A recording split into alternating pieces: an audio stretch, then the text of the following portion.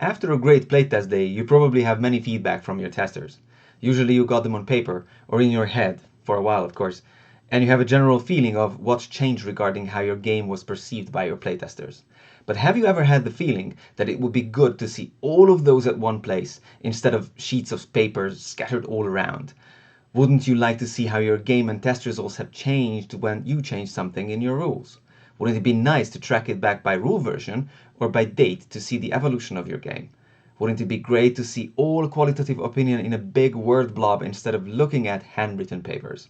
Now this is exactly what we are working on, and I will show you the first steps that we have taken to collect playtest feedback and analyzing those, making this whole process easier for us designers. I'm Andras from NestiFyz, the Nexus, and we'll dive into our next upcoming features, the playtests, collecting the feedback.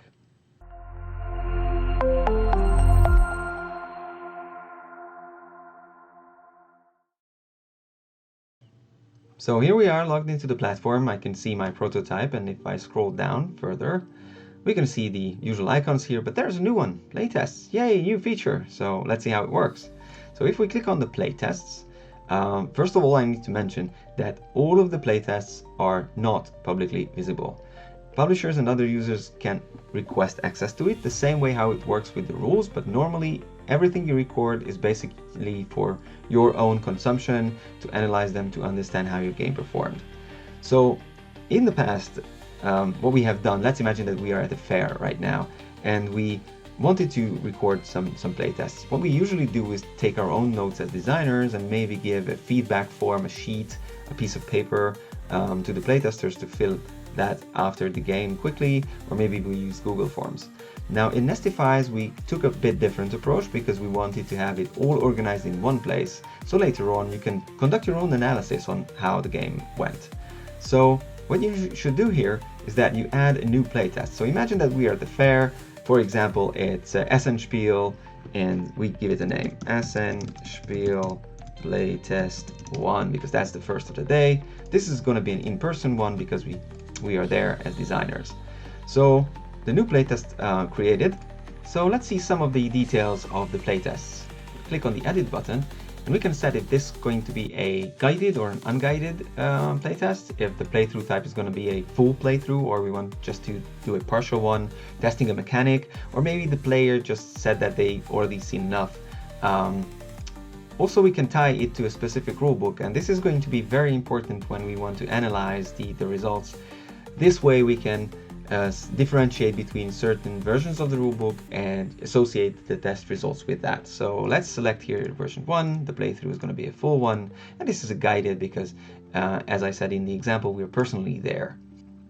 Now the next step is to define the participants. If we click on the edit button, we can add the participants, define the name and the email address, and then they are going to get an invitation email clicking on the link, and they are going to see a playtest feedback form. If I click on the example, you should see what I mean. Now that opened up in a new form.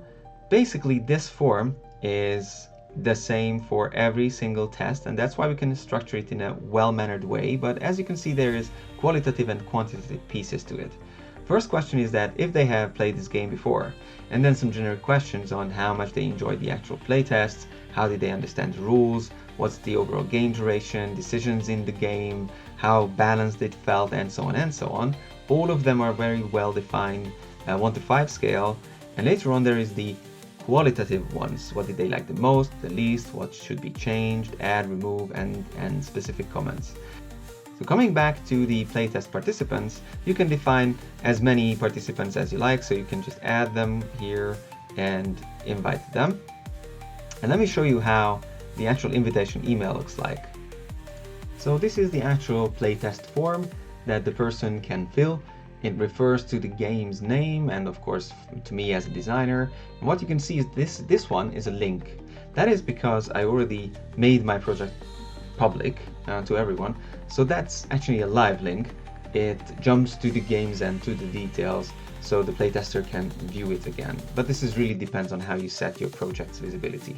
Now what you can see here is that the playtest feedback has already been submitted because I did that for the demo purposes. But as you can see, it cannot be filled twice. It already displays my previously set results. Obviously I like my own game, yay. And this is how it is done. The person can create an account on NestiFyz. Later on, we are thinking about having a persona for playtesters as well. Obviously, if you want to invite your designer friends to test your game, we would like them to also come to the platform, and the more the merrier. The publishers would love to see many great prototypes.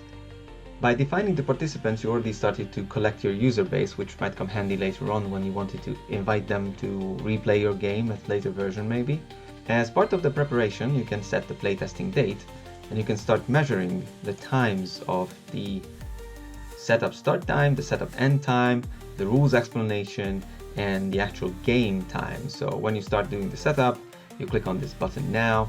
When you end the setup, click here. When you start explaining the rules, when you end the rules explanation, and obviously the game start, and when the game ends. If you forgot this, it's not a problem because these fields are editable. So if you just realize that you forgot to click here and you remember that it was approximately 65 minutes, then you set it accordingly and just save it. That's important because this information is going to get into the statistics, and you can measure yourself how well you have done with the setup, the rules explanation, and actually how the game performed in terms of length. So last but not least, you can take your own notes, ideas, and observations. So if you click on the edit button, you can make notes here, like in a bullet point way.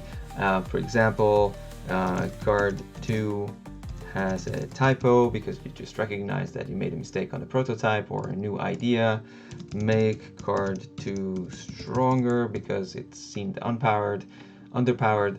So if you save this, you will see that the notes will be displayed over here, and these are all recorded to this one specific playtest. And obviously you can create multiple playtests. You can have as many for your prototype. If you create a new playtest and for example you don't name it, personalize it, then actually the name will contain the date of the playtest. So if we click playtest 3, you can see that there is going to be the date just behind it. It's just the screen is too small to display it, but if I scroll a bit out, then you can see that it will give you the actual playtest date. So worst case scenario, even if you don't want to name it, then you will always see when the playtest was created. So after the test is conducted, the players will receive the feedback form, they will fill it and they will send it back, and it will arrive to your email address which you have used to register to the platform. It also gets into the database, so you will have the chance to review it later based on the playtest date or based on the rule set that you have used for the playtest. So to summarize, we have the playtest feature enabled already. You can have as many playtests as you want. You can set some of the properties of your playtests. You can add the participants to it that will generate you a user base with emails. Also, they will receive the feedback form that they can fill, and that information gets back to the database. You can measure the setup time, the explanation time, and the playtest time, and you can take your own notes and ideas and observations all within the same platform, all within one place, with the ability to review them later. One thing I forgot to mention, that the whole playtest module works very well on the mobile device as well. So if you don't have your notebook with you on a playtest, don't worry, just grab your phone, log into NestiFyz, and you can log your playtest through your mobile as well. So this is the new playtest feature. Check it out, test it in real life, give us feedback so we can hone it if needed. Stay tuned as we are about to add new things to the platform soon.